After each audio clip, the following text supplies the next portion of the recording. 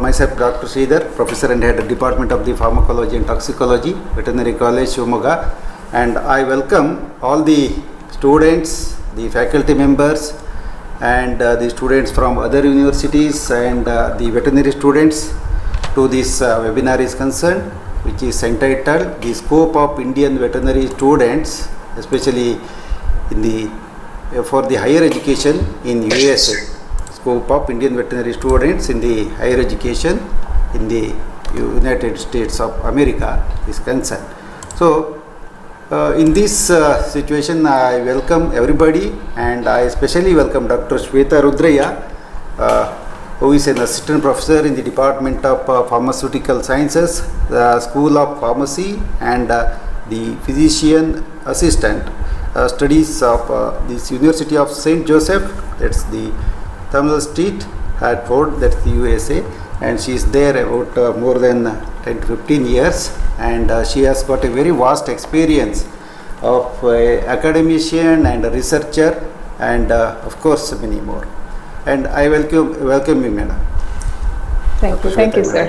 So I also welcome all the participants from different parts of the veterinary, Karnataka Veterinary and Animal Sciences University, Bidar, and also from the other universities, of course.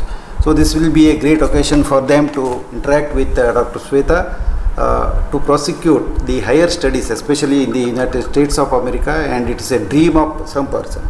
So in this occasion, I am happy to have the very brief introduction of Dr. Swetha Rudraiah. Of course, many of you might have gone through it also.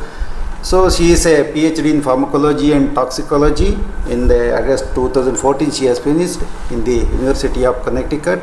That is, and also the graduate research topic is the characterization of flavin containing monooxygenase 3.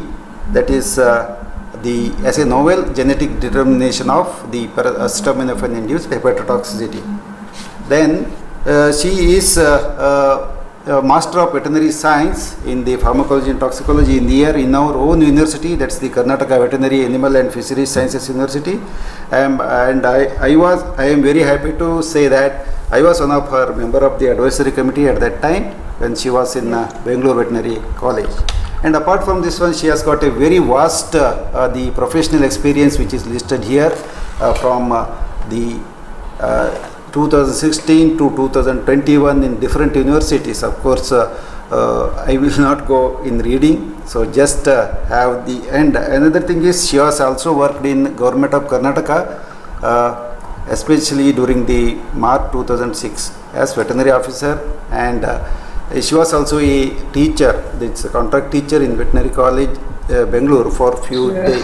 Yes, and Yes. Then later you can tell more. So professional developments and other things. So she has got the research experience in different universities of the USA, and also the teaching experience in the current position is concerned. And of course, the current research topics of her interest are the mechanism of tissue repair and regeneration in response to biomaterials in tissue engineering, and molecular mechanism of nanoparticles in toxicity in organ systems.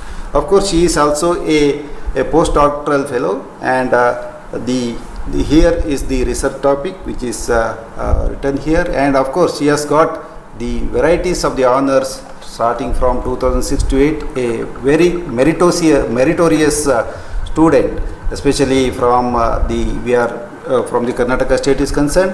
So so much what you call as the honors and other things she has awarded with.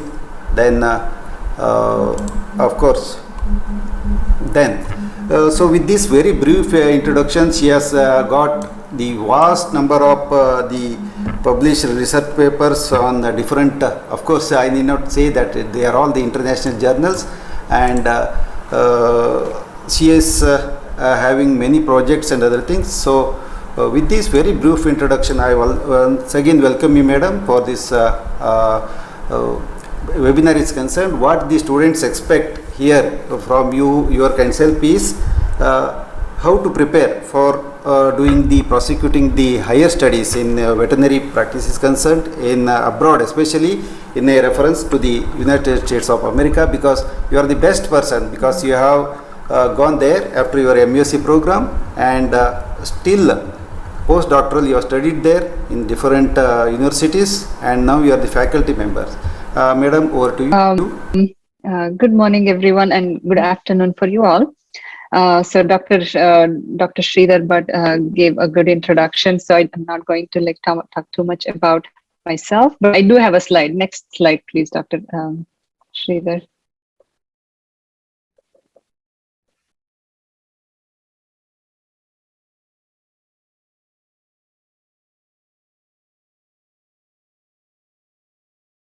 Dr. Shridhar, next slide, please.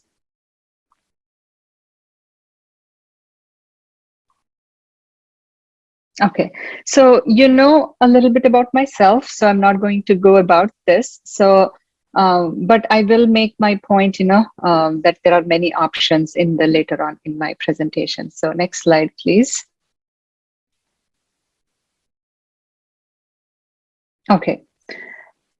So we all don't end up have a career map. So, please, this is, I know there are 100 participants, but I really want this. I want to give you ask me questions. So what I wanted to say was we don't have a clear-cut plan in our lives always. So the way my life, so I have some tips for you all to plan your life, what you want to do. If you're here, of course, you're all interested in coming here and pursue your higher education.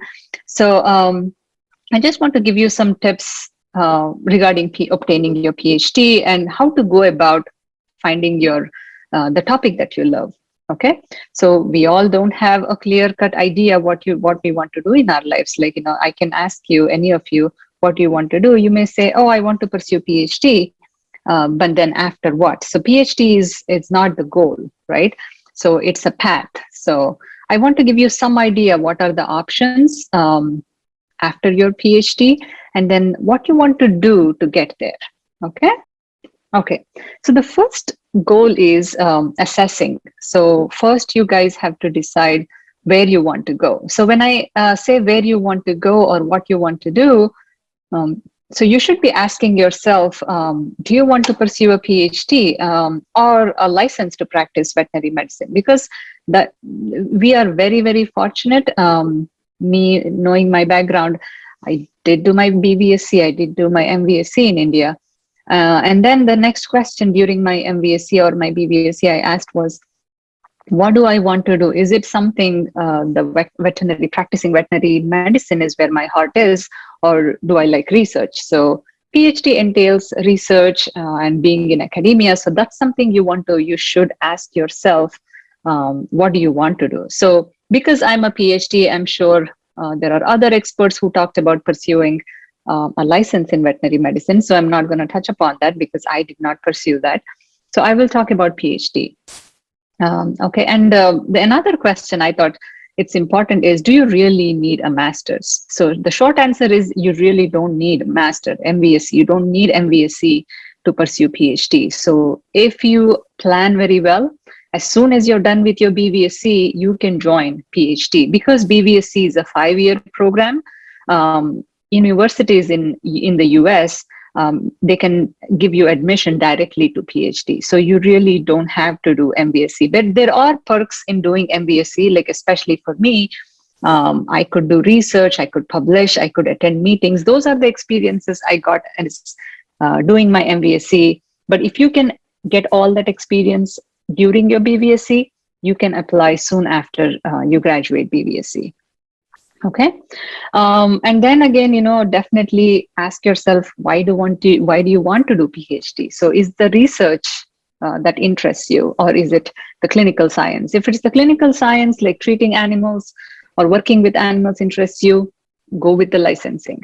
But if it's something research and working in industry, academia, then PhD is your goal. And what does it take to obtain PhD? Once you decide that PhD is the path you want to take, then there are some preparatory things. So you have to have your GRE exam, you have to have your TOEFL exam, you have to have some research experience. As I said, as an undergraduate student, you can get research experience. Okay, so those are the things you need to think about before even deciding or when you decide.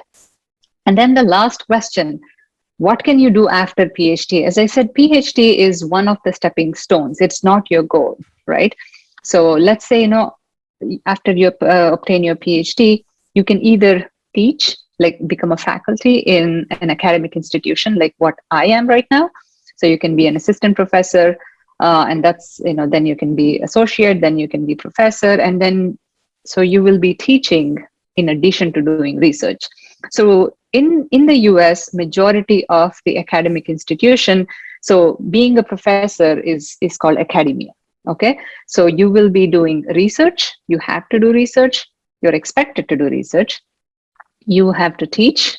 So I am teaching in the pharmacy school. So even though I am a veterinarian, my master's was in veterinary pharmacology and toxicology, and then my PhD was in pharmacology and toxicology. Because I have a strong background in pharmacology and toxicology, now I teach all the pharmacology courses, as you can see in my CV, in the School of Pharmacy and Physician Assistant Study. Even though it's like human, right? It's nothing to do with veterinary, but pharmacology and toxicology, the basic foundational science is still the for all these courses. So that's what I do. So I teach, I do research in these areas. Next slide, please. Dr. But what do we do with the questions at the end, or do you want me to just take them? During the discussion also, there is no problem. Yeah, so I think I can answer. I think these topics are good to take questions. Let me answer 2 questions that I have. Okay, no problem.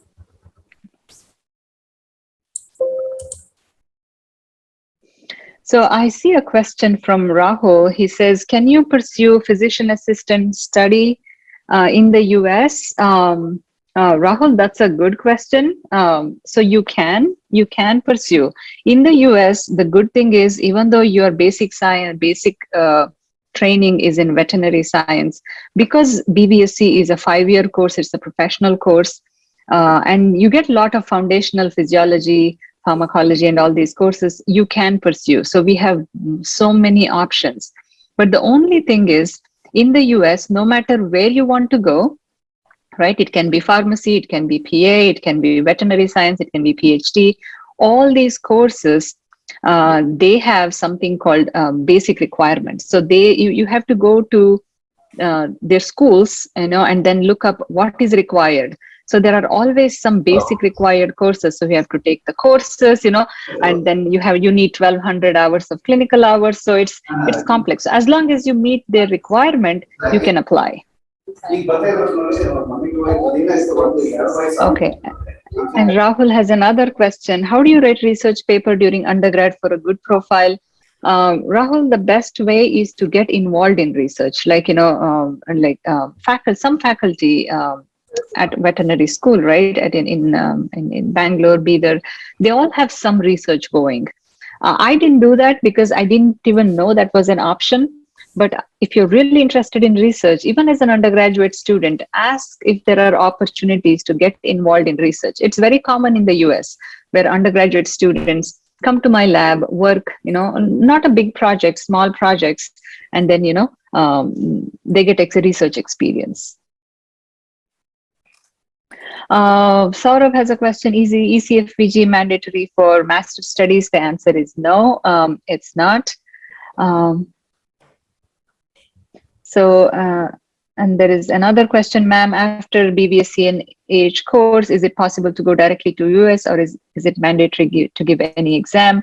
You can come directly to US after BVSC and BVSC, but you have to write your GRE TOEFL to apply for PhD. So there are exams for every single course, so that's what you need to do. So time period for PhD, it can vary anytime. So some people can get it in 4 to 5 years. I got it in 6 years. Some people I've seen who get their PhD in 9 years. So it really depends on the field you're working on. So it really varies. There is no set rule. Yes, GRE is necessary for the US and Canada.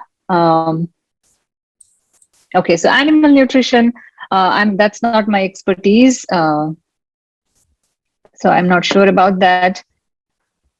So is mastering out of PhD a good option? Yes, obtaining a PhD is always a good option. Okay. Okay, so let me go back to my slide. Dr. Bhatt, I think you skipped a slide. Can you please go back? Just I went one slide forward. Okay. Yeah. Okay. So the next step is once you assess what you want to do, with your PhD, then you need to explore. Okay, once you know what you want to do, like PhD itself, then you want to explore which area I'm interested in. So how do you do this? How did I do? Let me take me as an example. So when I joined BVSC, of course, BVSC, I joined BVSC because, it's easy to get job. That was the motivation, really. My father said, oh, this is a great field to be in. I was either interested in veterinary science or medicine. And then, then somehow, veterinary science, it was more appealing to me. So I joined BVSC. When I joined BVSC, the only thing that was in my mind was surgery. I always wanted to be a veterinary surgeon. But then it's so interesting, when I took my first pharmacology course in third year and then toxicology course in fourth year, pharmacology was interesting. I liked pharmacology, but the toxicology was really that course, which really was, spoke to my heart. I think back then, Dr. Narayan used to teach toxicology, and also Dr. Jaikumar, who was my master's advisor. So Dr. Narayan, they both had their own ways of teaching, but they really made a big impact in me to pursue toxicology. Dr. Narayan used to bring us outside and show plants and, or ಹೇಳ್ತಿದ್ರು, I'm just going to go back because that's how he used to, ಇತ್ತಿನ್ರಿ ಅಂತಿದ್ರು. He used to give people some leaves and then ಇದ್ಯಾವ್ದು ಗೊತ್ತಾ ಅಂತ. Then he used to explain, the way he taught toxicology really, made a huge impact in me pursuing toxicology. And similarly, Dr. Jaikumar, here it is, he was very funny in class, but the way they taught toxicology really made a big impact in me choosing toxicology as my field. And then, I went back to clinics, of course, I explored medicine, surgery. But even then, when I look back, I just told myself, or I just realized that this is where I want to be. I want to do more of pharmacology and toxicology, like research-wise or teaching-wise. It really, I got attached to the subject. So that's why I chose toxicology. So you have to find your topic. So that's always key. So because that's what you have to do, right? So after you want to do your you want to do your PhD in which topic, because PhD you can do in so many different topics. So you can look up on the websites, you can go to universities, molecular cell biology, pharmacology, toxicology, pathology. There are so many topics. So I really want you to explore, because at the end of the day, you are the one who will be doing this job day one and day out. So you should enjoy what you're doing. So that's what you should do. So find a topic that really, touches your soul. And then after obtaining your PhD, what are the options in the US? If you decide to stay in the US, there are three broad categories. So academia, industry, or government. Okay. So academia, I just explained, it's working in universities as a professor. So you will be doing committee work. You will be serving on committees. You will be doing a lot of research. You will be mentoring students. You will be teaching the topic. So that's what I am doing as an assistant professor. And also academia is intense. You have to write grants, you have to obtain funding, and there is the process of tenure. So first 5 years, you're assistant professor. So I am up for tenure this year. So I will be associate next year. And then, so you can move up the ladder like that. And then the highest is a professor. And the second option is industry. So once you obtain your PhD, let's say in toxicology or pathology, in toxicology, for example, you can go to industries like Pfizer, BI, all these Merck, all these companies, and now biologics is a huge thing. So you can work as in an industry, okay? Or the last option is government. Government is just like It's a federal government, just like, central government as synonymous to India. So in federal government, it's like FDA, NIH, but I think government needs citizenship. So that's the only, requirement. You have to be a citizen to work in the government, but that's another option after PhD. Okay. Next slide, sir. So once you know what you want to do, which is PhD, and then you have found your topic, now you should build your network. Okay, so how do you build your network? Who should you contact, right? So I want to build network. I want to talk to somebody. I have so many questions. Who do I talk to? So that's the first thing. So which means you need to find somebody who can help you. Like really, when I say help you in the US, it's hard to oh, I like this person, I'm going to hire. That does not work, right? So, but when I say help you, we can like guide you. Okay, this is what you can help. This is what this having this experience can help you prepare well, or your application will look good. So we all can guide you. So alumni is a good source. I think we don't have an alumni association, like active alumni association, like in the US for our school. But I think like as I said, Dr. Shridhar, but so we have known since I was in masters, which is 2004. I know him since 2004. But there are faculty like in school in Hassan. I know Dr. Shilpa, she who is in pathology. We all went to school together. We all did our undergraduate together. And Dr. Guru Prasad. I know some of my friends who are faculty there. So you can reach out to. You can reach the alumni through the faculty who are there, or I wish we can have like a robust alumni association where we can really help, students, like guide them with their decision making. Alumni is a good source. And then how do you contact alumni? As I said, alumni association, email. If you have an email, definitely email them. LinkedIn is also a very good source. Facebook, usually Facebook is the place, it's not professional, it's if you want help, if somebody emails me, I take them more seriously if they come through LinkedIn. So, it's be very professional, you reach out, if you know, if you know somebody, if somebody knows somebody, always you can go to LinkedIn profile, you can message them. And when you email them, be professional. So when I say professional, you don't have to say in the US, the culture is my name is Swetha Rudraiah. You don't have to call me like ma'am all the time. So you can just say, Dr. Rudraiah, I'm interested in that. Will you be willing to provide me guidance or answer some of my questions I have? So if you write a nice email or a message, anybody would get back to the students. Usually I do. I'm very good with emails, but Facebook is so overwhelming. There are, you will know like 600 some friends, you really don't know anybody. You don't know who is legitimate, who is not. It's very hard to keep track in Facebook. But LinkedIn it's a professional network. You're supposed to network with your similar professionals. So LinkedIn is a good place to, reach out to your alumni as well. And professional organization, this applies only for master's students. For example, I am actively involved in Society of Toxicology in the US. I do have membership in India, but, I don't come for meetings. But if I know many students come to the Society of Toxicology meeting in the US, that's one way of networking too. So these professional organizations. Okay. Next slide, Dr. Bhatt. Okay. The next, once try to reach out to people, and then how do you enhance your expertise, which is I call engagement, right? So you should ask yourself always, no matter what it is, who you are, you always have to stand out of the crowd. When I say stand out of the crowd, faculty here, right? Let's say, I'm taking, I don't work with PhD students, but let's say there is another faculty who is screening applications. There will be tens and hundreds of applications for PhD program. So, which means if you are applying from India, you will be competing with a US student, right? So you have to definitely, the bar for both students are the same. So no matter if they're from international student like India, China, anybody, or if it's US student, they all have to take GRE. Only foreign country students have to take TOEFL. because of course students, the US students are like, their English is their first language, and their English is pretty good, so they don't have to take TOEFL, but they all have to take GRE, which means you're competing with the whole world, students from all across the world. So which means your applications should really stand out.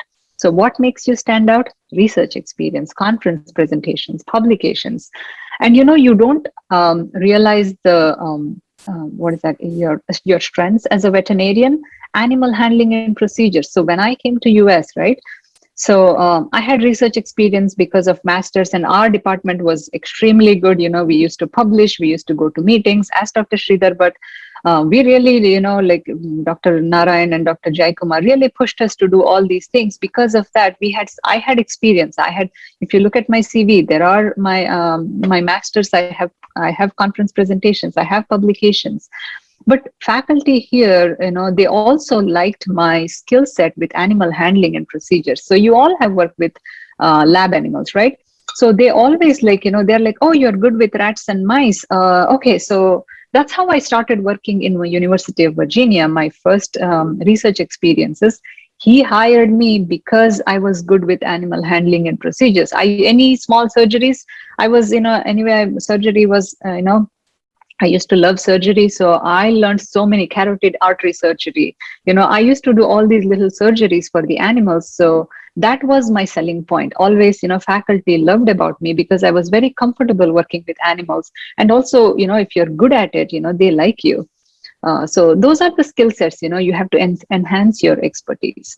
And in addition to that, we don't, emphasize as much. You need to improve your writing skills. So I know, in our curriculum in BBSC, we don't write, but you have to practice writing essays. You can help each other out. If there are a group of 4 students who want to pursue PhD, take a topic, pick a random topic. If you go to GRE Barron's book, they'll give you topics that that are good for writing. So you don't believe it, even now in the US, no matter what career stage you are in, there are some job interviews where still you have to write a paragraph or a page to get a job. So hone in on those writing skills, right? Learn to write efficiently or effectively, I'm sorry. And then your communication skills. For example, in India, we really, we try to not pay as much attention to communication skills, both speaking and writing. You should be able to speak clearly and also write clearly. So that comes with practice. Okay. So, and also speak professionally. When I use the word professionally, it's not just dressing, how do you address yourself, address, other faculty. So those are the things, you should definitely, I see there probably are a lot of questions. I will come to the questions. So, speak professionally. And then how do you improve your critical thinking skills? I think doing BVSC, our critical thinking skills, because, we are supposed to treat the animals in all the medicine and surgery courses, we learn some critical thinking skills. As I said, that was my strength. Memorization was not my strength, honestly. And you don't need that as much, because your critical thinking skills, those are the things you really need. That I was very good at that. I could read 4 papers and summarize and see a loophole. So that was my strength, and that helps you. So those are the things you should improve upon. You should practice. And how do you practice critical thinking skills? By reviewing papers, by reading papers. Even though in undergraduate, that's not an expectation. If you are interested, you need to pursue that. And then, of course, engaging in research. One more slide, and then, we will, I will, try to wrap up quickly, and then I'll take the questions.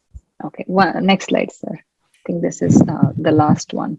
Okay, so now that you know what to do, how to enhance your skill set, next thing is plan and execute. So when I say plan and execute, timeline is key. When I say timeline, first, you have to decide which school you want to apply. So how do you decide which school you want to apply? Go to usnews. I can share with you. So there is a website, okay? So it gives you all the top tier schools, middle tier schools, I think US News. and the bottom tier schools. So you have to apply what course, what subjects you're interested in, and also the openings. So how do you know the openings? You should really, the best way to do is email the faculty or the department, ask them, if there are openings, are there accepting PhD applications, or if you know somebody, like reach out to the faculty and ask them if they are willing to take them. So first decide on the school, and then prepare well to take GRE and TOEFL, because you have to take GRE and TOEFL way ahead of time. You don't, here the application process, it's almost you have to plan more than a year ahead. For example, application for most of the schools, okay, it opens in December or January. Let's say, this is 2021. For 2022, applications would open this December for next year. So, once you apply as soon as you can, because, first when they review initially, right, it's always, the chances are higher for you to, especially if you're good, to be accepted. And then you will receive the acceptance letter, let's say in March or April, depends on the school again. This is not set in stone. And then your semester would begin in August, which means you have to prepare and take GRE and TOEFL at least in July or this year, of 2021, to start your PhD in 2022. So that's timeline. So which means if you're taking GRE in July, you have to prepare at least 6 months ahead of time. Those are the things, you need to plan. So planning is key. And then put together your application. When I say put together your application, you will need transcripts, you will need GRE, TOEFL, you need letters of recommendation. Professors, sometimes you don't understand, you have to have a good relationship with your professors, because, a strong letter of recommendation takes you a long way. Okay, so my professors, Dr. Jai Kumar, wrote such an amazing letter for me. I still remember. That really helped me. And then your personal essay. Personal essay is like, you have to tell your story, why really you want to join PhD. And then that's something, if you need help, those are the things you can ask for others' help. Once you write, anybody can help you edit. Okay, then finally, once you're here, you obtain your PhD, and then, the next step is find your dream job. Okay. I think the next slide is just my contact info, Dr. Shridhar. But yeah, so you can contact me. I'm giving you my current work email address, because I'm just going to tell you, I'm changing my job next month. So that's why I'm also giving you my personal email. So if you have any question, please feel free to reach out. And also LinkedIn, my name, Swetha Rudraiah, it's the best place to, reach out to me. So if you have any questions, I'll be more than happy to guide you through. Okay, so let me go back to the questions. Okay, so I'm very thankful and hope this was useful.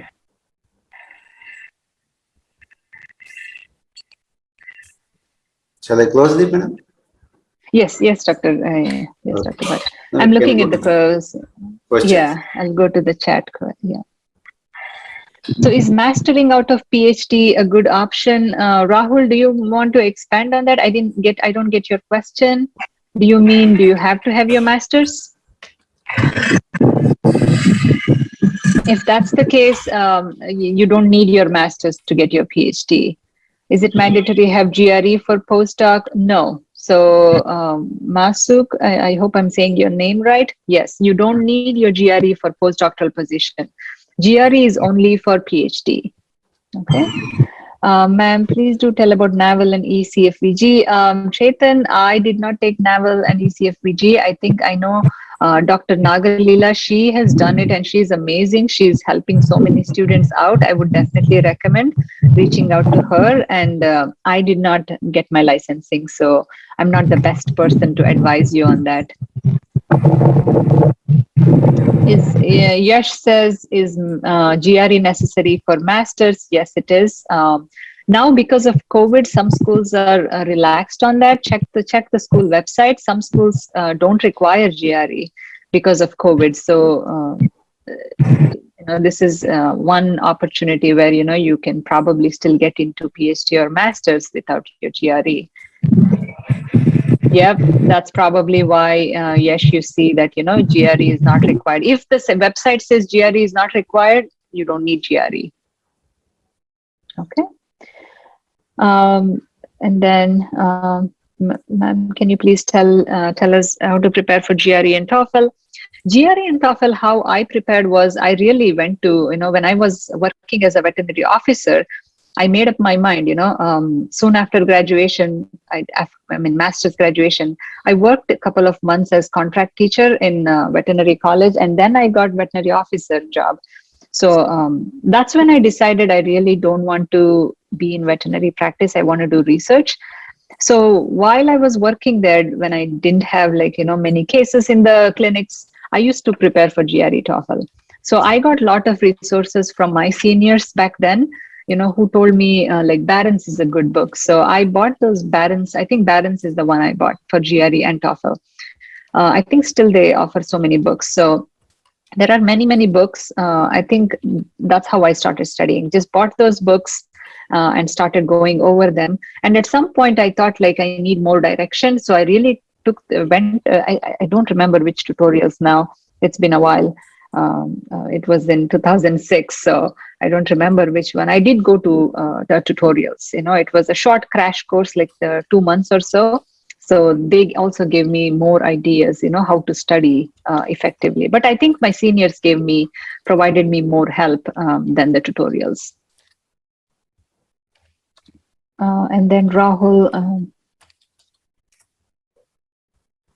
so keeping high salary in mind, that's a good question, Rahul. I mean, I don't know, because, when you say salary, it's very hard, right? Non-clinical science, pathology, pharmacology, they're all good fields.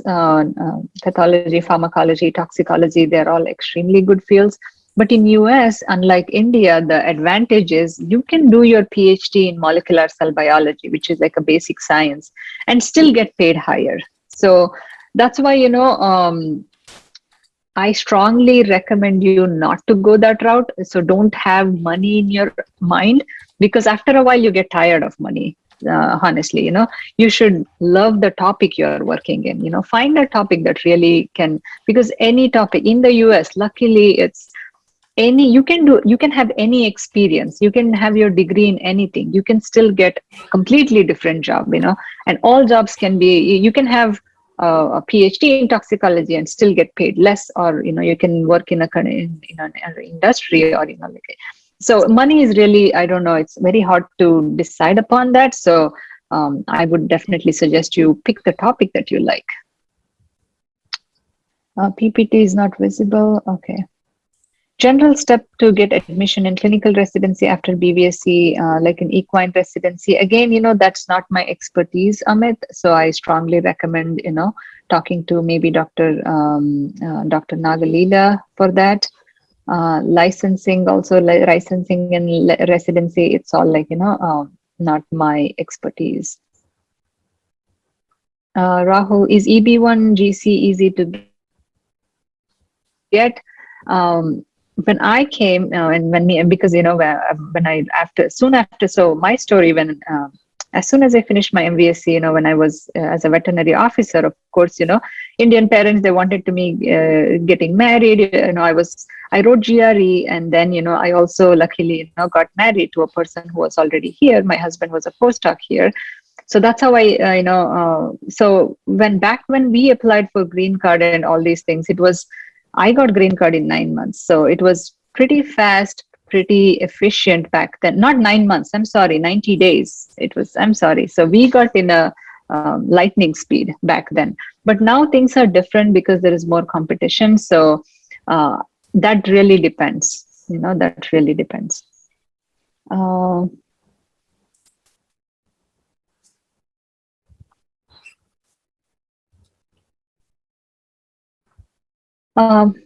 You want to do MVSC from US. So in MVSC there is no school that offers MVSC in US. It's always MS, Master of Science. There is no Master of Veterinary Science. So it would be Master of Science in Veterinary Medicine or something like that. there are many schools like Texas A&M. There are many schools that do offer masters in veterinary sciences. As I said, the best way to do that is like, go to the US news, and then look for the universities that offer degrees that you're interested in. Yes, you need to appear for NAVL to practice in the US. I see that question. How do you apply for post-graduation in USA? I'm an UG student. Rishav, post-graduation, so are you talking about, if you're talking about postdoctoral fellowship, you have to finish your PhD to pick up, to join as a postdoctoral fellowship, which means, you have to have your doctorate to obtain postdoctoral training. So that is a requirement. You have to get your PhD, to get postdoctoral fellowship. What I meant was you don't need masters to join PhD. So you can do BVSc, you can soon after BVSc, you can join PhD and then get postdoctoral experience. But you cannot go from undergrad to postdoc. Does it make sense? Yes, you can unmute the mic also. The participants, you can unmute the mic and directly ask the question to Dr. Swetha. Yeah, it'll be easier, more Yes, interactive. Yes. Yes, the students. So what are? Really, sir. They can also ask the questions. Yeah, definitely. So what are the financial support available in the US for international students? It really depends on the faculty. So the way it works is, let's say, there is a faculty. Let's say, I'll take my example. So let's say, if I have grant money, so I can take students, PhD students, and then, in the US for PhD students, they have to get fellowship. So sometimes school has funds, so they will give you scholarship, or sometimes faculty gives you fellowships. So it really depends on, like, if you get admitted to PhD, it's usually you get some kind of financial support. But if you come for masters, many schools don't give you financial support for masters. But for PhD, you will get some support. It depends on the school again, sometimes 100%, sometimes 50%, but you always get financial support for PhD. Shall we read whole undergraduate course subjects? So if you look at GRE has nothing to do with veterinary science. It's all about your English, about your math skills. It's when I say math skills, it's really your high school and college math, PUC math. So math skills, English, that's what they're looking for in. So they want to make sure you can calculate, because math is very basic, foundational course. You can calculate, you can do statistics, you can do stuff in the lab. And then GRE, you can read, write, listen, speak. You can that way, you can do research to their expectation here. So GRE is really nothing to do with veterinary science. It is your math and English. That's what they're looking for. What is the course duration for masters? Masters is typically 2 to 3 years in US. So again, it depends on the individual. Good evening, ma'am. Hi, yes. Yes, please. Ma'am, how can I get admission in PhD just after BVSc? So as I said, for BVSc, for PhD admission in the US, the requirement is any 4-year degree, right? BVSc is already 5-year degree. So all you need is BVSc transcripts, GRE TOEFL scores. You can apply just by that, but having some experience, like I said, helps you. So you can apply soon after your undergraduate BVSc to PhD. Does that help? So little louder.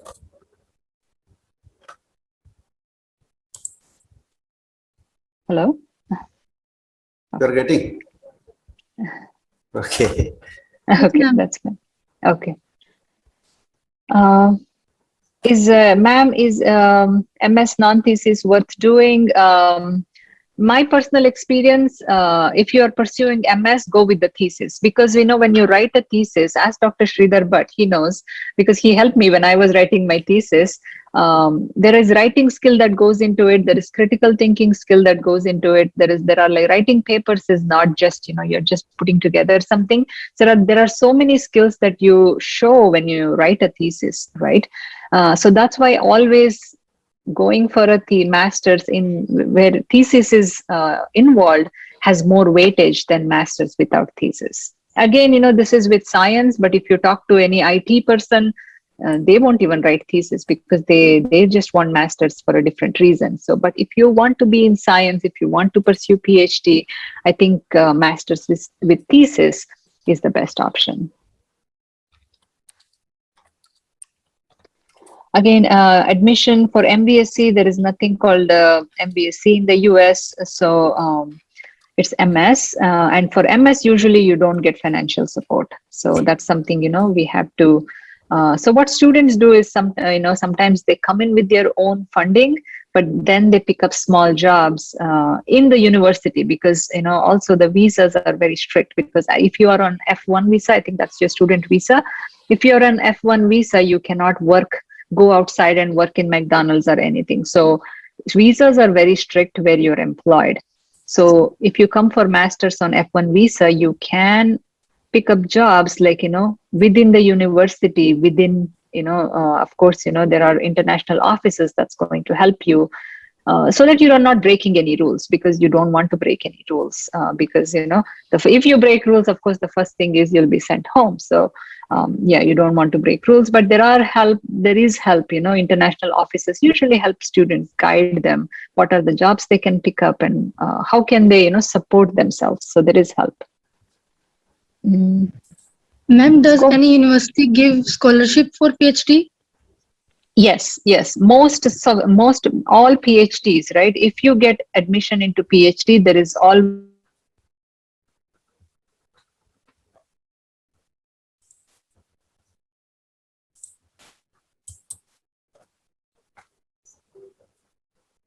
some support. I don't know how much, depends on the university and the lab, how much support you get, but there is always some support. I got 100% support.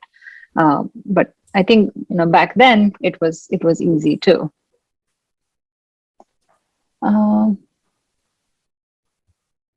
So scope for public health. So that's a hard question. So public health, is it animal public health? So public health is a broad term. So that's a tough question to answer.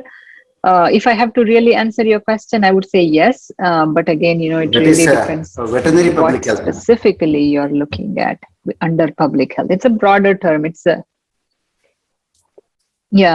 veterinary public health, I think there are very few schools. The options get smaller when you're when you're very specific, like veterinary public health. The option gets smaller, the number of schools, because just like in India, even in the US, there are fewer veterinary schools compared to med schools. There are more medical schools than veterinary schools. So the option gets smaller. So yes, definitely.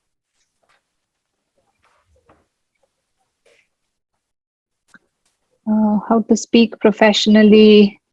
That's a good question. I don't know, sir. Another idea. Is there any organization where students can help each other with the presentation? I don't know. Back when I was doing my BVSC, we had some courses where we used to present, physiology. I think Narayan sir, he used to give us papers and make us present. And during masters, we were expected to present. Of course. I don't know. I used to love presentations, but it was when you're presenting, you're so stressed. I also thought I didn't give my best, but it comes with practice. It comes with the practice. Just practice more, and then help each other. I think that's what I think. Give feedback to each other. Get feedback from your professors. I think having a club or an organization helps. We have here in the US called Toastmasters, where a group of students pick a topic, they mentor. There is always a mentor who mentors students to present. So there are always if there is nothing, great, you guys can start something, I think that's how you should build your skills. And speaking professionally, writing professionally, those things, even if you don't decide to come to US, any country you go to, it's useful. Even if you stay in India, it's useful. So those are like life skills. So you should definitely, improve upon that. Ma'am, how can I know about the universities who offer scholarship program? So that's a good question. So you have to find the university. Let's say, University of Connecticut, University of Wisconsin, or any universities you go to. You have to So it's very tricky. That's the part where you need to dig in. So when I say dig in, you have to spend some time reading through their website. So when you always go to some university website, right, there is a tab called prospective students. So prospective students means who are coming in. So there is always some resource for them. So that's where you should look at, any university, current students, prospective students. So go to that prospective students tab and look at the information. What is the expectation? What is available? And there is always a contact number too. So call them or email them. I think emailing is easy because of the time difference. Email them. So usually they're very good and they will get back to you. They will usually, they want good students too. Luckily, in the US, no matter where you email them from, they usually get back to you. But as I said, that's why I put it on my slides. You have to be very professional. Write a good email, fewer grammatical errors. Don't make too many grammatical errors. I know that comes with practice. So dear Dr. So-and-so, this is, be very short, right? Attention span is very short for anybody, right? Don't write long emails. Be very concise, and you should write it your writing should be very crisp. If you read, you should be able to read and understand, and, don't make grammatical errors. That is, people here don't like it, it's not that, they don't like it or not like it. It's just, it's a turn off, they think, okay, they're not ready. So that's why I said, write very professional, good emails. You should those are the times you should grab their attention. If you write good emails, they will see potential in you. I was just like one of you people, luckily I got great mentors and opportunities, bank on those. You have very few minutes to grab their attention, that's where all these skills come into play. Excuse me, ma'am. Good evening. Yes. Yes. Could you tell us about the exams to take MS masters in the US? As I said, GRE and TOEFL, but because of COVID, some schools don't require you to take GRE. So, but otherwise, it's GRE and TOEFL for masters or PhD. Excuse me, ma'am. Good evening. Your introduction, please. Introduction, please. Ma'am, I'm a student. Ma'am, I'm a student from Apollo Veterinary College. I'm doing my UG. Good. I wanted to ask, do you know any scholarship program for masters? So there is, so in US, there is no scholarship program itself. As I said, I've been repeating this. So when you apply for masters, if you are applying for masters, usually you do not get financial support. Financial support is available only for the PhD students, and that too from the school that you applied to or the faculty that you applied to. So, and who is supporting school versus faculty, you don't have to worry about that. But when you apply for PhD. If you apply for masters, you usually don't get financial support. I have heard that taking clinical subjects in masters, it is difficult for us. Like we can take nutrition over surgery or something like that. That is true. Unfortunately, if you get a master's in surgery, medicine, or because it's so specific, like veterinary medicine, which means you have to look for master's or PhD in veterinary school, and it's so narrow. Of course, yes. Preclinical, you have more options. That's also the reason why I had more options, having a master's in pharmacology and toxicology. I know pathology also does. You have more options with preclinical subjects versus clinical subjects. Yes. Okay, thank you so much. No problem. I see 27 questions, but some are repetitive. What do I do, sir? Is time? Are we good with time? Do you want me to No, no, continue? no. There is no time constraint here. You have got full time. You can interact with them. There is no problem. Oh, okay, okay. Then I have no. Okay, so I will go through the questions. If you want to ask, that's even better. I like to hear your voices. Yeah, That way, I yeah. don't feel like I'm We are talking to a happy to screen. hear the voice of the students. Yes, Yes, yes. Please feel free to speak up. yes, yes. Please, anybody? Yes, from our college and Bangalore. Good morning, Veterinary ma'am. Yeah. Good morning, ma'am. Your introduction, please. Good morning, ma'am. Yes. I'm Hi, Dr. ma'am. Masuk Rakib. Mhm. I'm Dr. Masuk Rakib. I'm Mhm. working as an assistant professor in Assam Agricultural University. Mhm. So I'd like to thank you, madam, for such a nice presentation. And you have taken up the questions also so nicely and answered all those relevant questions to the point. Just wanted to ask you, ma'am, in regards to the postdoctorate, do the websites of those universities, they give advertisement for the postdoc positions? Oh, that's a good question, Dr. Rakib. Unfortunately, postdoc advertisements, they're usually not advertised in the university website. It's usually advertised outside. Sometimes you can see advertisements on LinkedIn. Now there are so many platforms. For assistant professor jobs like that, it's higher ed, but there are like science, there is like a platform for jobs like that, So usually it's outside of universities. For postdoctoral fellowship, that's the only thing, it's usually outside. University there though. Ma'am, just another one. Does it come in Indeed? There's a Mhm. Indeed it does, but again, I've never seen like a reliable, advertisement on Indeed. okay. Um, Thank you, ma'am. Thank you. so I think I'm trying to think. I'm so sorry, I'm blanking.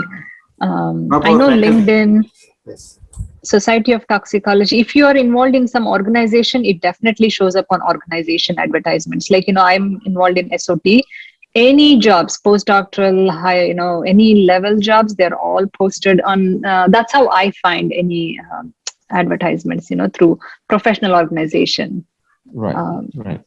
So that would be, I don't know if that helps. Thank you, ma'am. Thank you. Yeah. One of our senior teacher, Dr. Madhav Prasad, he has posted one question, madam. What are the prerequisites to be a good pathologist? I need to harness skills to improve myself. Please please, you are also watching that question. Yeah, so I'm like, is it last In last, it's a one? Yeah, I think he has put it to me. Oh, okay. So Sir, what can he is you read asking it? is, what are the prerequisites to be a good pathologist? I need to harness skills to improve myself. That's what he was to say. Any training, sir? Yes. Oh, you said here he's a faculty too? Yeah, he's a professor and head of department of pathology. It is public health. That's what. Public health. Yes. Sir, I know I'm so unfortunate. I'm one thing. I'm not a pathologist, and you're so senior to me. I don't know if I am capable enough to advise you on anything. But pathology is not my expertise. I'm so sorry, but I know there are, like, in US, what we do is, if I feel like, if I have to get some, usually we go for, like, some licensing or some training or some certification programs. That's the best way. I try to, like, keep up with my skills. For example, you probably see on my CV, like, with COVID and everything, the online teaching was a big thing. I love teaching in the classroom, but online teaching is something you're talking to, like, a screen, and you don't even see faces. Sometimes it's just like these empty boxes. So it is so hard to, like, stay engaged. So we took a course certification where, it's called quality management, like, it shows how to, like, just to help improve our teaching skills. So online, on an online platform. So that's what I think we all colleagues did at our school. We all thought, okay, so let's get certified on that. So that way, with this COVID, hopefully our students don't miss out on information, because for us, we'll see so many cohorts of students, but the students, this is their only chance to learn pharmacology from me. So that was the approach. So I don't know if it answered your question, sir, but I don't know. I tried my best. And can you go through some of the questions are here? Yeah, Sam. Yes, ask the questions. So there are a few more questions about that, sir. Okay, so they are there. Many questions. I have completed my post-graduation in veterinary medicine. I don't have the experience in research with lab animals. Can I apply for PhD in research fields, especially in US, and how I can build my CV here? That's what he has asked. Sam. Okay, so Sam, you said you have post-graduation in veterinary medicine. So so you have most masters, right? Yeah, it's in veterinary medicine. Medicine. So even in veterinary medicine, you do write your thesis on something, right? So what I recommend is, like, even though it's a clinical project, right? Try to publish that as a case report, right? You can always do that. Even though because you have to have your thesis based on what I know, right, sir? It's still the same for masters. You have to have your thesis. What is that? The students have to have a thesis even for masters, right? Yeah, it's compulsory. It's compulsory. Yeah. So see, Sam, I think that's the best. So anyway, you have to write your thesis for your MBSc in veterinary medicine, even though it's a medicine related, it's not a preclinical science. I strongly recommend, if you want to show your skills, publish that as a case report, publish that wherever it can go to. Like, try to improvise it, try to, get somebody's help, what my approach, as after I came to US, or even in India, even though I had my thesis, my committee members were from pathology, I always reached out. There was a committee member from medicine, right? You always have committee members from other departments. You can always reach out to them. Like sometimes, if they're not in the committee members, like Dr. Shridhar, right? Or anybody, who is done research, who has published research, reach out to them and ask for help. People will help you, right? And of course, you can always tell them, upfront, if you have, we can improvise what I have, and then maybe publish, and, maybe we can be co-authors. Always, don't be hesitant to put somebody's name on your papers. Take it from me.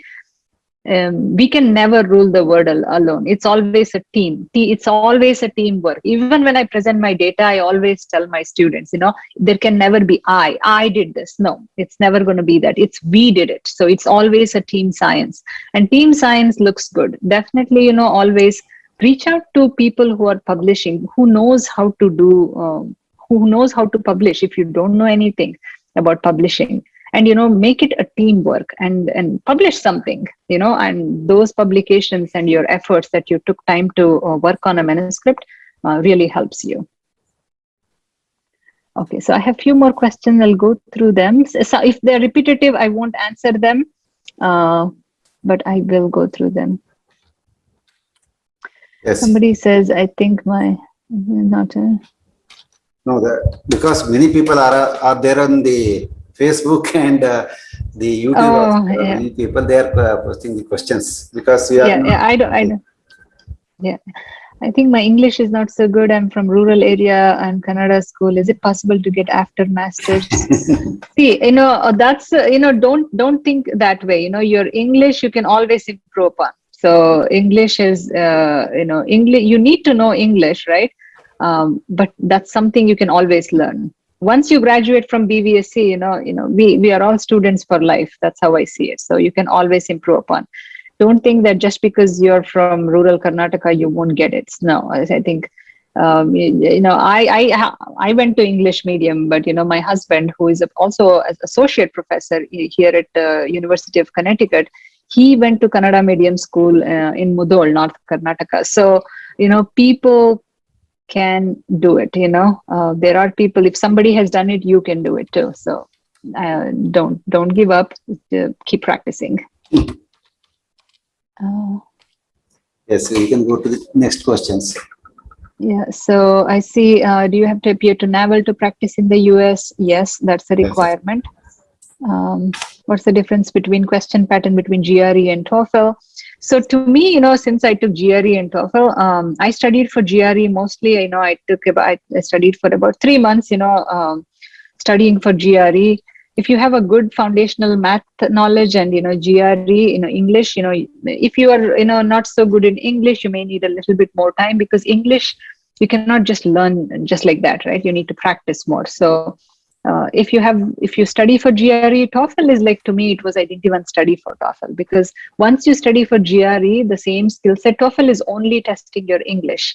The only thing that was back then, which is like 15 years ago, TOEFL had like the listening aspect. But nowadays, I'm sure you all watch English movies, English, the news channel. So I think listening should not be a problem. If you are following my presentation, I think you'll be okay too. It won't be like complex English. It's going to be simple English. The reason why they do it is because they want to make sure you can understand English when you come here, right? When your professor says, "Oh, can you do this for me, Neha or Banerjee?" So you should be able to do it. So that's the goal, so that you can understand what they're asking you to do and perform that. So it's not super hard. It's you can do it. If I can do it, you all can do it. That's how I see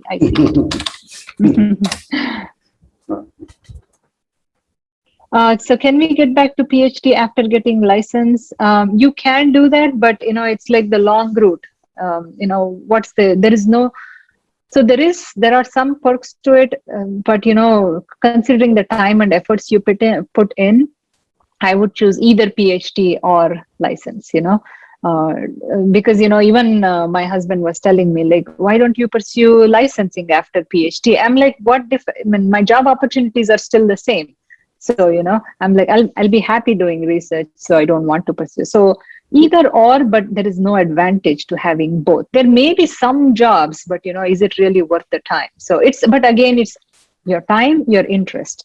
Those are the things that if you are happy doing it, do it. That's my advice. Yes, sir. Should we get into highly specialized PhD, raptor habit or cattle psychology research? May not have practical, but again, these are like hard questions, Rahul. Like, if you are interested in, why not, right? You may say practical application, but if they're offering a course, maybe there is an opportunity. I haven't explored that option, but if you think there is an option and there is job opportunities after that and you're happy doing it, why not? Definitely go pursue that. Gautam says, ma'am, does GRE score help us get into the university and fetch scholarship? Yes, you should have a very good GRE score. Higher the GRE score, better are your chances of getting scholarship. That's a good question, Gautam. Yes. Can you please tell, after BAVSC and AH, how to get into wildlife and work in wildlife sanctuary? So I did not do that. Right. So I may not be the best person, but I know there are some students who graduated from our school who are doing that. So I think, the best option is to probably reach out to them. That's not my expertise, but I think it does involve getting your NAVAL, getting your licensing. And I did answer Sam's question. Saurabh, how much will it cost to complete MS program? It depends on the school. It's so hard to tell you the number. I think the best way to do this is go to the school's website and see. It will definitely be in lakhs. And if you can afford it, you can. But I don't think I could have afforded so much. So yeah, so it's definitely it's now, especially with the conversion rate, that's the dollar to rupee. It's insane. It's way too much. 25 to 30 lakhs in India, INRs. 25 per to year, 30 yeah, lakhs. per year, I think, right, sir? Yeah. No, total duration. Total, okay. Yes, that's what some students were saying. Yeah, okay. See, I don't know that. See, madam, can you please elaborate the writing pattern and information to be including while writing our CV? So, so that's a good question, Shashi Kiran. I think that's Shashi Kiran. So, making your CV, right? So that's very key. So if you see my CV, so even the way I formatted CV over the years have changed, right? So when you're a student, you want to show your skill set. So which means you have to show your skill set, what you have acquired, like what can you do. One thing, my advice, sincere advice, never lie on your CV, because in US, honor code is a big deal. So if you say something you know and faculty sees you know HPLC, they will assume you know HPLC inside and out. So never lie on your CV. So definitely, make your CV. As a student, you need to show that you know the techniques, how do you show the techniques? That's why, I don't mind Dr. Sridhar, but if you want to share my slides, the PDF I sent you to the students, if they want to use it as, so those are the things, research, critical thinking skills, anything that demonstrates, right? So I know when I was a student, after I graduated, I was on the editorial board. Editorial, we used to have like this veterinary college, what's that? Like a book every year. So I was on the editorial board, editing, contributing to editing part of that book. And, once I even wrote the editorial. I think it was Dr. Umesh. He was he's not in our school anymore. He was in veterinary college medicine department. So I worked with him, and I had submitted like a editorial, the first page. He had given me the opportunity to write the editorial, and it was published in the book. I used to, when on my CV I didn't or when I was talking to the faculty here, I did bring up like my writing skills. Those are the pieces you can show. I showed my research publication. That is a good way to show too. And I also showed these pieces where we wrote. So those things are the examples you can use. You can show. So definitely, we want to see like the writing skills, critical thinking skills. If you have presented somewhere, seminars in the school, outside the school, in national meetings, regional meetings, you might want to put all those things in there. And of course, your lab skills. What are you capable of doing? And of course, your grade points. What's your GPA? Those are the things that should go. But now, my CV doesn't show all that, because, I'm a faculty now. I don't have to show people that I can do Western blotting, because when I'm a faculty, I got a PhD. It's obvious that I know Western blotting. That's why, I don't put Western blotting in there. But when you're a student, you should put all that. So, there are CV workshops. Those are the skills. I think that is a very good question. I like that, because sometimes a lot more, but if you don't if you don't package it well, I wouldn't know, right? So you should put the best foot forward. And Dr. Butt or any faculty who are here, I think that's also another workshop that may help students. If somebody can help them, give them guidance on CV making. I think we do it for pharmacy students. Even in our school, every year we do. Ours is a 3-year program. We tell students how to prepare CV in the first year, and then second year we help them like one-on-one prepare their CV, because that is like really the face of the job, right? So we help them. So we do it as part of the curriculum. We have a course that helps them make their CV. Okay, so Varun, I'm not sure about the fees. I'm sorry about that. Savita, what's the difficulties in PhD after BVSC regarding difference in the way learning and syllabus? Honestly, Savita, I'm just going to give you sincere advice or answer to this question, because after coming from BVSC, I really did not struggle with my academics here. As I said, as long as you have your strong foundational skills, I really, I had a daughter during my PhD. My second year of my PhD, my daughter was born. I could manage my daughter as well as my PhD. And of course, my mentor was extremely helpful, he was very understanding, about the timings. As long as it is self-motivation, you have to take coursework. it's different because every it's not like India you have just one exam. There are like every course has like 3 exams. There is like, and of course this is not universal, everybody does it differently. A typical exam, when I took the courses at UConn, we had 3 exams. First exam was like 1/3 into the semester, and then another midterm, and then final exam, and the grades were like pulled from all 3 exams. And we have research projects, we have assignments, we have presentations.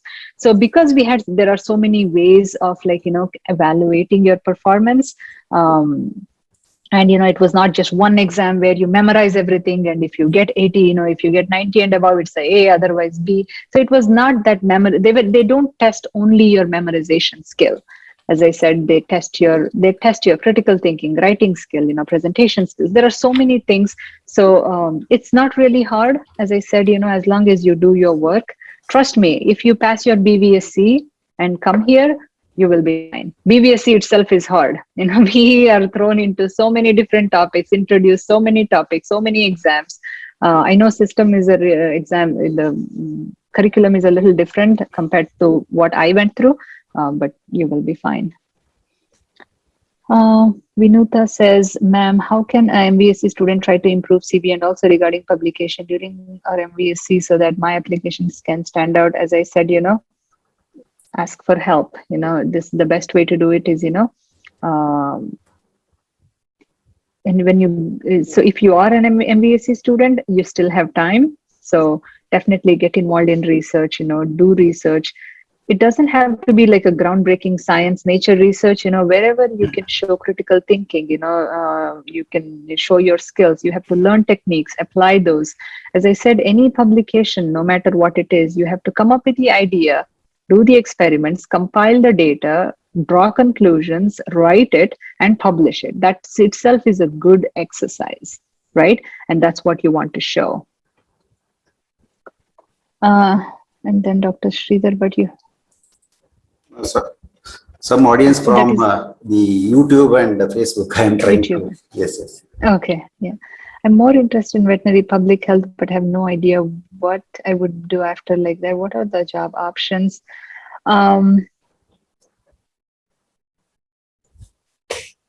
So that's I don't know. Honestly, to be, the very short answer is like, I'm not sure. I don't want to misguide you. So I'm talking about the question. I'm more interested in veterinary public health, but have no idea what to do after that.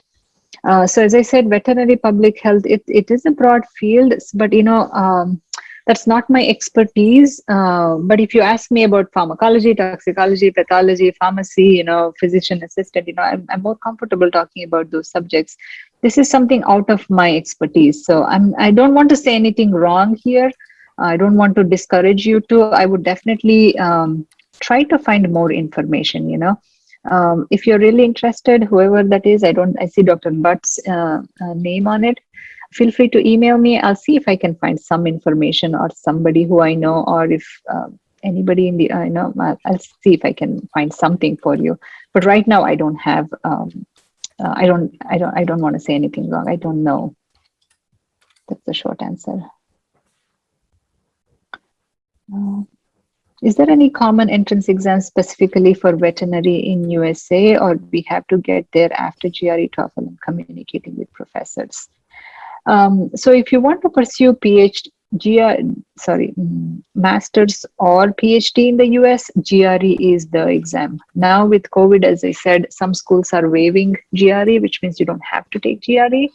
But yes, if you want, no matter if you're veterinary or any field of expertise you have, you may have BSc in microbiology, you may have BSc in biotechnology, no matter what your background is, to do a master's or a PhD in the US, GRE and TOEFL are the main exams.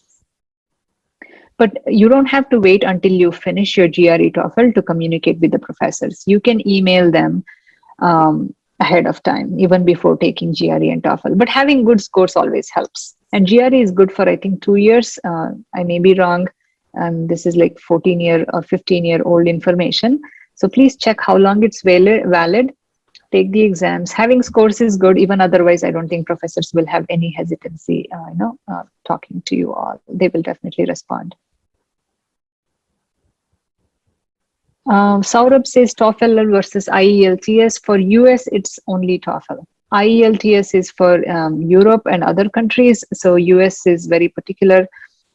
Even, when we take for pharmacy students, right? I do review applications for pharmacy program. I was also if you can see my CV, I was the chair of admissions committee. So we have reviewed applications. So we do not take IELTS. So it's TOEFL is a must. So similarly, PhD too, TOEFL is a must, not IELTS. Very rarely IELTS goes through, but I don't know any schools as of top of my head. Ma'am, can we practice while pursuing PhD? To practice in the US, you have to have your licensing. So that's a tough question. If you are doing your PhD and you don't have your license, you cannot practice. So legally, so answer is probably no. So you cannot practice while pursuing PhD. Should we aim for Canada for easy citizenship and then move to US, as USA don't have good policy for immigrants? Rahul, that's something beyond, again, my purview. I don't know how to advise you to go to Canada, come to US. So I don't know. If Canada is easy, if opportunities are better, that's a great country too. If you like US, USA is great. Australia is great. I don't know how to answer that. I'm not totally sure. Gautam says, ma'am, with a good GRE score and not much of research experience in my UG, can I still get into masters? Absolutely, Gautam. You can apply. As I said, you can always apply if you have a great GRE score. As I said, I'm not. It's hard to represent so many faculty that are in the US, right? Some people may not necessarily need your research experience. It's always like, that helped me stand out of the crowd, having publications, so I got into the University of Virginia before, coming to University of Connecticut. University of Virginia is one of the top schools in the country, top 3 public schools in the country. So they were like, impressed because I had some publication. It was like, even though it was very hard, I could get in because of that. But then, because my husband moved to Connecticut, I had to move with him. But again, those are the things that helped me. That's why I said, if you want to stand out of the crowd, it's easy. But without it, yes, you can get into master's or PhD without publication also. There are students who got into without those. Meghana says, is there no problem if we do directly PhD skipping masters? Yes, if you plan ahead of time, you can do PhD without doing masters. So, to me, I didn't plan ahead of time. So which means you have to plan from year 3 or year 4 of your BVSC. So that's what it takes. When you're in 4th year, you should know when to take GRE TOEFL. When you're in 5th year, you should be applying, right? So if you plan ahead of time, yes, because BVSC is a 5-year program, you really don't need masters to enter PhD. You can do BVSC and then immediately PhD. Sujay says, ma'am, research opportunities in applications of computer sciences in veterinary medicine. Oh, that's a good question. There are opportunities, Sujay, so you might want to look up, as I said, if you, depending on your interest and your expertise, you can pretty much pursue any field you want to. Even though you do veterinary science, you can always look up master's or PhD in computer science, but of course, here in the US, they will have some called prerequisite courses. Write down the word. It's called prerequisite courses. So as long as you meet those prerequisite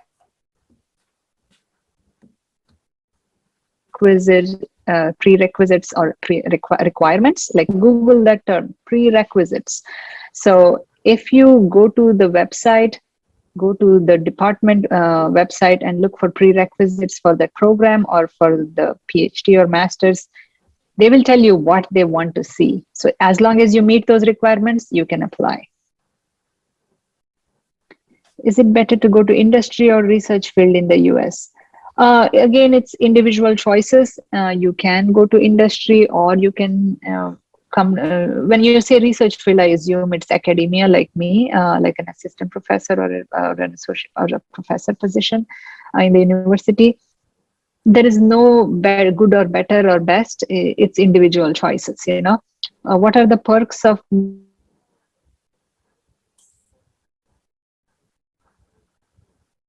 being in industry? Of course, you just do research, and but staying in like give you the opportunity to teach, and if you are one of those people who love teaching, and of course, be very happy. So teaching, research, so it's different.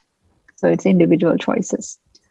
Loons, will you please elaborate on how to present papers, paper being UG, are there platforms or groups which give access as students who guide and mentor as of, So those are the things, this is interesting because when I was a student, I didn't even know we could do this. So, but now I know. So because, students here do it.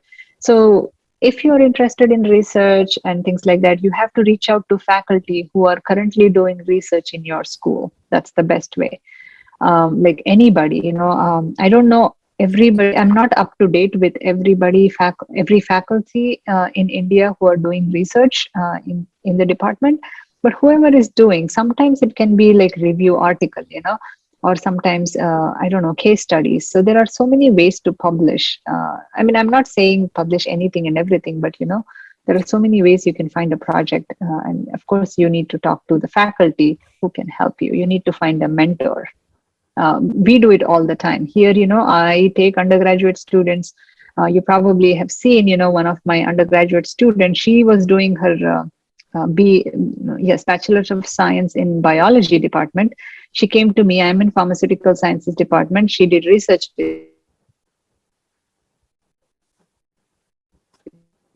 She presented in a university competition. You can still do research across department and then present in regional meetings, local meetings.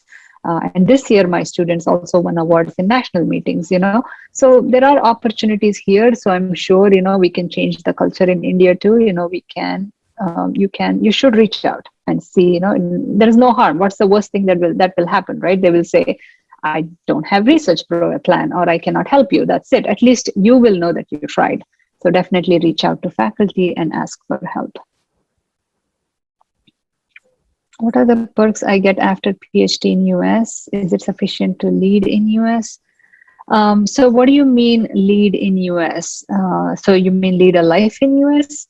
As I said, probably, right, sir? No, they may be asking what is the salary? Yeah. I think it's enough. Again, it's I can be philosophical at this point. It's how much is too much is up to us, right? If you want like a huge house, of course it's not enough. But if you want a decent house, of course it's enough. We all lived through that. I think it's enough. But again, it's up to it's how you want to live. In case of 100% scholarship, Savita is asking, will the scholarship be sufficient to cover living expenses in US? It was for me. Usually it is because, as a student, especially if you're sharing rooms, and if you're living in the campus, usually it is sufficient. But nowadays with the funding being down in the US, there are incidences I've seen my friends where, you get 50% scholarship, usually they, have some saving, do it, or, borrow money somehow, I have seen cases where, due to funding, it's hard.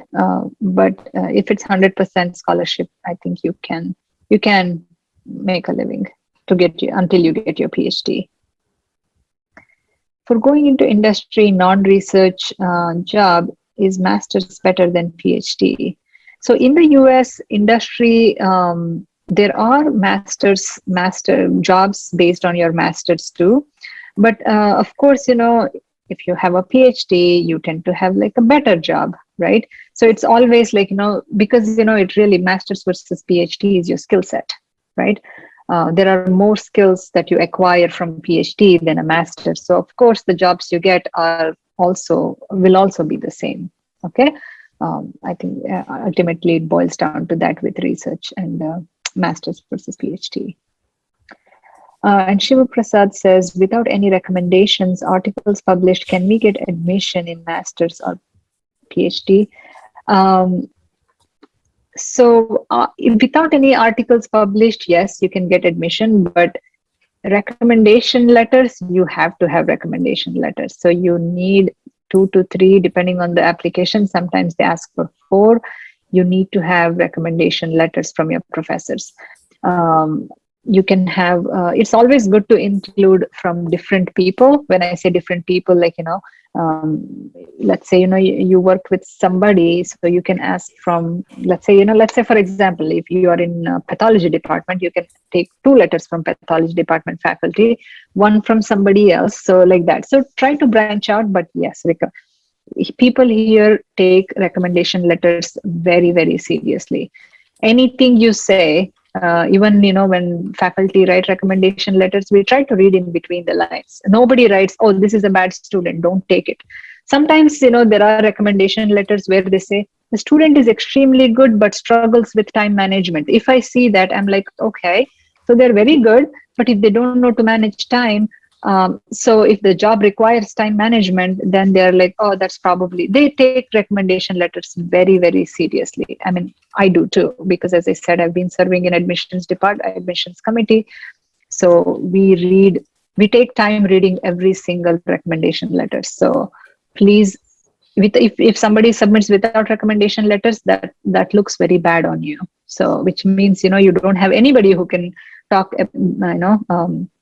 about yourself. So that's a bad image. So I would definitely ask for faculty to provide recommendation letters. Reputation of recommending faculty matters. If so, what are the criteria? Dr. Baswaraj, that's a good question. That's hard. As long as, let's say the student says, Dr. XYZ is an assistant professor or an associate professor in University XYZ. As long as that's true, right? The way we do it is like, if I see some signature, the letter has to be on a letterhead, common sense, right? So when somebody gives a recommendation letter, it has to be on a letterhead. It has to have a proper signature, title under their name, and they should have their contact information, email or phone number. And then it should, so when there is a fake recommendation letter, you can tell, and there are ways to tell. So, so we can tell easily if something seems fishy, immediately what I do is like, go to Google, type in their name, go to their university and try to look if the person is real. That's how I do it. So as long as the person who is recommending is legitimate, and whatever they're saying, if they're teaching, if the student says, I learned pharmacology from him, and the faculty is talking about, let's say English.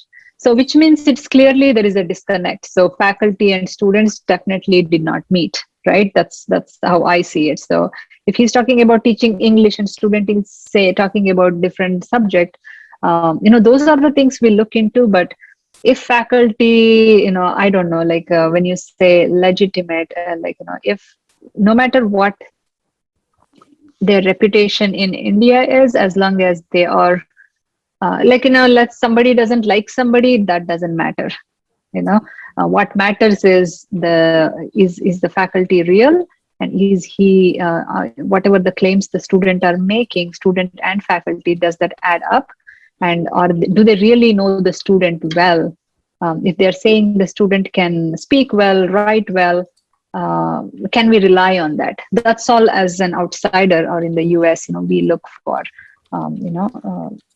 does it add up? And as you can see, you can tell that by so many ways. Letterhead, all these things. I'm sure faculty will all do it. Students, please pick somebody who really know. Don't take somebody because you know them, but they don't know you. Faculty should know you too. There are so many. There are so many professors I took class from, but the professor may not even remember my name. And if I ask him for a recommendation letter, they will say, yes, I will give you one, but may not be able to talk about my skills. But, my recommendation letter were my advisors, Dr. Jai Kumar. And Dr. Jai Kumar knew me very well because I worked with him for 2.5 years for my master's. So you have to pick somebody who you know very well and they know you too, so that they can talk about your strengths and weaknesses. Weaknesses, nobody wants to talk on the recommendation letter, but it's just they should know you well. That's what I mean. I think To say what that he the used to impact. say, no, some of the professors are there, but they are not updating the many of the ResearchGate, Symantec, PubMed. Their CV is not there. Is it? That's what somebody is asking. So they are Okay, from so does that? yes. Oh, does it? So does the question mean that does that has a value on the recommendation letter? Right? So it doesn't. Honestly, it doesn't. So even if the faculty who wrote the recommendation letter does not have an active research profile or does not publish as often, but again, as I said, if the faculty doesn't have, it's fine. They can still give you a recommendation letter and it will be fine. But if they say, I do research in so and so, but his profile or his CV shows that he's not active in research, and then which means it's a lie, right? Things are not adding up. So those are the things. So if faculty is not active in research anymore and he's still providing you a recommendation letter about you being student or somebody being good student in the class, that's perfectly fine. It's not going to hurt anybody. But when there is disconnect, when the faculty says he does research with me and there is actually he doesn't even have a research profile or publications or anything, that can raise a red flag. Questions. Average GPA. Does average GPA really make a count over good GRE score?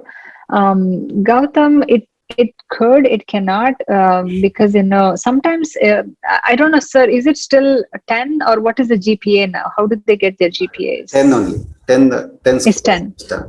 Yeah. 7 is the minimum. 7 is the minimum to pass in master degree or in BVSC. Yeah. See, that's the problem, because here GPA is always for 4, but in BVSC, so which means it hasn't changed. Even mine too. BVSC and MVSC, it's always 10.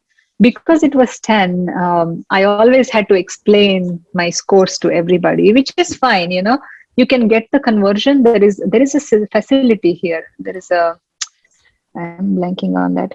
So you can get the conversions. So you can get the conversions to US, the GPAs to 4, or you can always submit your same GPA, whatever you have, 10, and then explain what it means. So I used to always say it's like, percent, let's say, my master's was like 92 or something, it just means 92%. In US, 90 and above is like usually an A or A plus. 90 and above is A plus. So that's, 90 and above is A. So, so as long as you say it's the person, but it's shown as 10, but this is what it means. If you have to give a letter grade, it would be an A or it would be a B. If you explain it, it's fine. But again, what is your number? It helps. It does matter. But let's say for some reason in undergraduate, you got like, 7.8, 7.6, but then you do extremely well in your GRE, then, GRE score can outweigh your actual GPA. People will see that, you're capable of. Your GRE score is very critical. I had a fairly lower score in my undergrad, but, my master's, it was really good GPA. My GRE score was like very, very high. Nobody even asked me about my GPA. So it really doesn't matter. So can you give me more insight about the right PhD program? I think it starts with and PhD programs where pathologists have an edge. I'm not a pathologist, but I know pathology is something, many students here, there are many pathologists, a few I'm in touch with. So sometimes, you don't have to have a PhD. You can do, there are pathology, options. You can do your PhD in pathology or pathology related topics. Pathology and toxicology go hand in hand so well. And many people have their certification, they get, oh my gosh, I'm blanking on that. So again, there are programs, and pathologists do have a good need. Toxicology, pathology, all these topics, because, you're so closely involved with the drug development process. So you do have opportunities in industry, of course, research like me, or even in government. So there are programs, but how do you find? I'm not a pathologist, so as I said, I'm not expert in everything. So again, probably I'm not the best person to answer that. And Pooja has a question: as a clinician, how do we approach to work in industries in the US? So you are a clinician in India, right? So you have BBSc, it's a professional degree. But as I said, as long as you have some, so if you want to go in industry, right? What area, right? Do you want to be a toxicologist in industry? Do you want to be a molecular cell biologist? Do you want to be a pathologist? There are so many opportunities in industry, usually as a researcher, right? So for all those jobs, your preparedness comes from master's or PhD. So again, depending on what you want to do, you have to choose the right topic. As I said, to me, I just, my driving force to do whatever I did was like, really, I wanted to be in toxicology. I really love pharmacology and toxicology. So I wanted to do that. That's why I pursued my master's in that, PhD in pharmacology and toxicology. Industry, initially I wanted to be in industry. I wanted to work for Pfizer or companies like that. But then I had my daughter also. Then I also realized, it becomes so, mechanical. I didn't want it to do that. So I thought, I like, I wanted to improve my skills as a researcher. So I became a faculty. I did my postdoctoral fellowship faculty. And as I said, I don't know if you guys, I just said, I'm changing my job next month. It so happens that, I'm here. I will be going to government next month. So yeah, so things do change.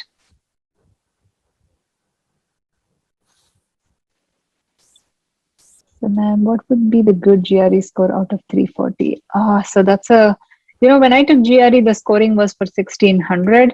I honestly, I cannot, I don't know the answer. But what is this score?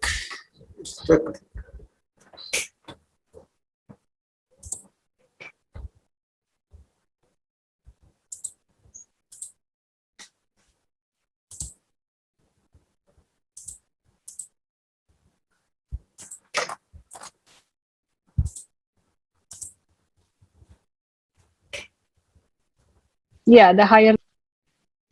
Sir, I don't have any more questions here in the chat box. You answered almost all the question, Dr. Swetha. It's very nice that you have spent with us with about 1 hour, 49 minutes. It's a very great time you have spent with us. I think there are, yes, very nice to see you after so many years. No problem. Yes. So. Yeah, definitely. So it was my pleasure, thank you for the opportunity to just share my experience, and I don't mind at all. Yes, sir. That's what I thought.